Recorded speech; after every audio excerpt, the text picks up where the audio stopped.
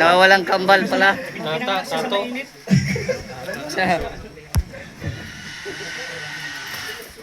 Let's go, let's go. Okay na? Gigil na ba lahat? Dito ang harap. Dito. Limot mo na kung saan ka.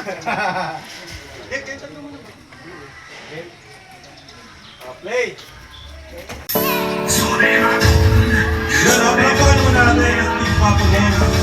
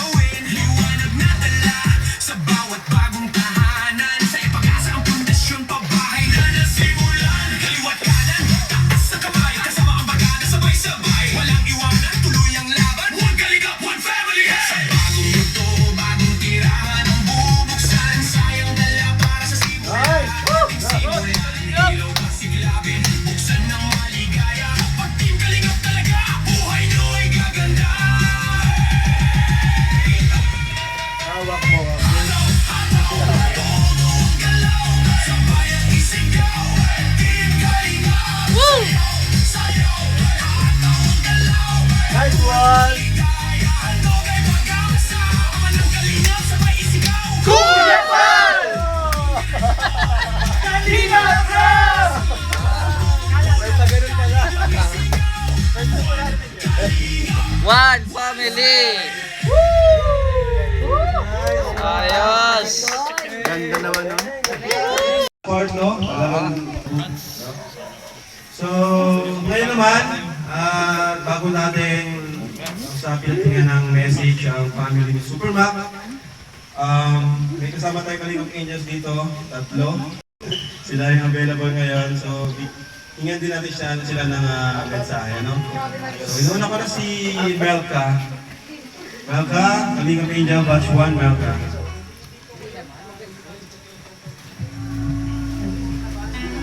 Magandang hapon po sa ating lahat. Isa ito sa remarkable na naman sa history ng Kalingap. Walang bagay sa'yo. Bagong pabahay na naman. And syempre, una thank you po kay God kasi yung isang sa carpentero ni Kuya Rabes, nagkaroon na ng sariling bahay. Nakakatuwa yun kasi si Sir Mac is isa po siya sa gumawa sa babae sa amin ni Kuya Rabes. And ngayon, siya naman yung may bahay. Kaya parang kung narinig ko na ribbon cutting ni Super Mac, sabi ko ako. Kasi syempre, naging part din mo po siya ng magpagawa ng bahay sa amin ni Kuya Rabes. And thank you po dahil napakaganda po ng bahay niya, Super Mac. Dahil sa Kalingap, meron na naman pong bagong pabahay. And nakakatuwa dahil 269 na pabahay na po ng Kalingap, off and on lang po is grabe, yung Kalingap po talaga is pinadala ni Lord na blessing para sa mga nangangailangan. Kaya thank you po sa family Kalingap na patuloy na kahit ano man ang mangyari or ano man ang nangyayari, hindi sila nagpapatuloy. Yung goal talaga nila na magkaroon ng bahay, yung mga taong deserving is, ayun, may bahay at nagkakaroon ng bahay. Kaya thank you po sa Team Kalingap. God bless you po. Kuya Rab and Kuya Bal. Okay, Jaja. Yung message. Magandang hapon po sa inyo lahat. Gusto ko po i-congrats. Matanda kay Milka yan. Ko dahil may pagbagong bahay niya din po kayo. So ayun nga po yung last na po. Ibang galing po si Kuya Rab. Ngayon po si Kuya Mac naman po. Kaya natutuwa po ako dahil hindi lang po mga beneficiary yung pinapabayang ni Kuya Rab. Pati din po talaga yung nagtatrabaho. Pati din po yung iba pa mga hindi lang po pinakita sa bansa. Kaya napakabuti po ni Lord sa buhay ng Team Kalingap po dahil ginagamit sila ng instrument ni Lord para matulong sa ibang tao. Kaya ayun po, napakaganda ng ating kain talaga ng Kalingap na makapagpabahay sa mga taong serving. And ayun na po, gusto ko po i-congrats ulit and God bless po sa lahat. So, ayan, yung nakaraan, di ba, ang guest speaker natin is si Carla. Ngayon, nag-invite ako ng another guest speaker natin na magsasalita at magbibigay ng encouragement at magpapatunay na ang Kalingap ay totoo. So, tatawagan ko ang Kalingap Angel Batch 3. Walang iba kundi si Bridget. Yes! Right? So, kaya kada may pabahay naman po ang Kalingap, wala kang ibang napipili kundi talaga yung paghanga sa kanila, sa mga naging rason at sa mga patuloy na naging rason para makatulong sa mas maraming tao. Kagabi po, sinabi sa akin ni Kuya Rab na mag-i-speech po ako ngayon. Kung ang ibang tao po ay kakabahan kapag sinabing biglaan kang mag-i-speech kinabukasan, ako po ay thankful. Kasi po, may part sa akin na na-touch kasi binigay sa akin ni Kuya Rab yung tiwala niya.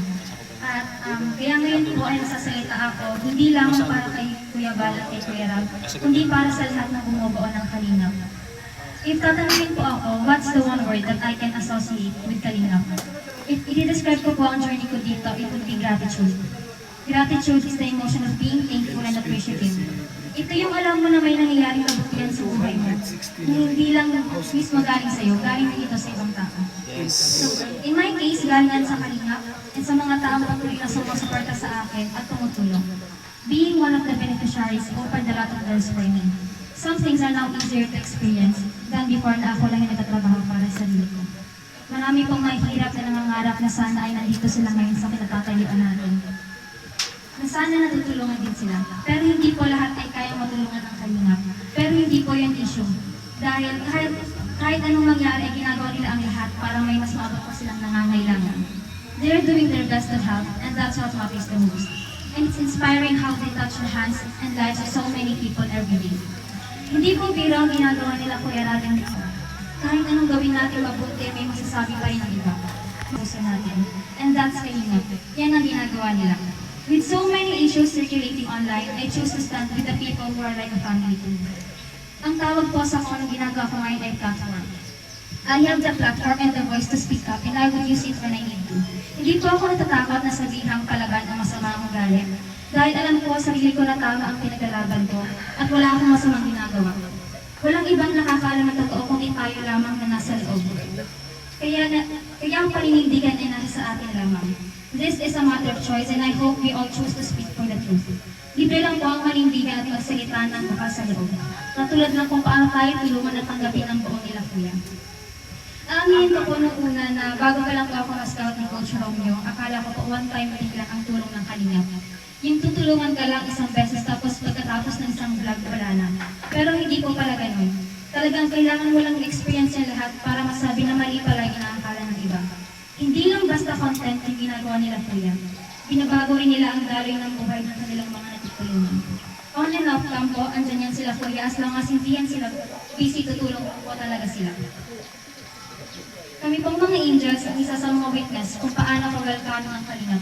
On and off cam, tinuturing niyo po kami na parang pamilya niyo po. At kuya ka po namin. Yung tulong niyo po sa amin pagdating sa pag-aaral, sa araw-araw na pamumuhay, at pati na rin po sa pagbahay. Lahat po yan walang hingin kapalit sila Kuya. Lahat po bukal sa loob dahil ang gusto lang nila ay makita kami makapagtapos at maging maayos na ang buhay. Hindi biro yung matulungan kami sa pag-aaral. Dahil dadalhin namin yan kahit nasa ang point na po kami ng buhay namin. Yan ang pinakamagandang regalo na naibigay sa akin, nila Kuya Rab. Kasi po, napakaseryoso ako sa pag-aaral ko at gusto kong ibigay ang best ko sa aspect na yun. And dahil sa tulong niyo Kuya, mas napapagaan yung mga problema pagdating sa gastusin. So sa pagtatapos po ng speech na ito, gusto kong ilan ang part na ito sa mga kapwa ko kay Angels. Sana po lahat tayo ay pare-pareho ng nararamdaman para kila Kuya Rab at kila Kuya Bab. Sana hindi mawala yung respeto at pasasalamat natin sa kanila bilang mga kuya natin na handang tumulong sa atin. Kasama tayo sa mga taong nakakaalam talaga ng katotohanan dahil tayo ang nakakasama nila outcome. Kaya hanggang may boses tayo, sana huwag tayo magdalawang isip na manindigan at naging boses para sa kanila. This time, sa oras na ito, ako ang nagsisilbing boses para sa kanila. Dahil alam ko at nakikita ko yung willingness nila makatulong. And I hope this would be an eye-opener to the people who keeps on bringing us down. Because everyone is not perfect. But we're not trying to be perfect. We're just being ourselves and that's choosing the right path. Tinulungan tayo ng Kalingap and patuloy tayong tinutulungan. And I think this is the right time where we choose to help them through our voices and fight for what's right. Yun lang po.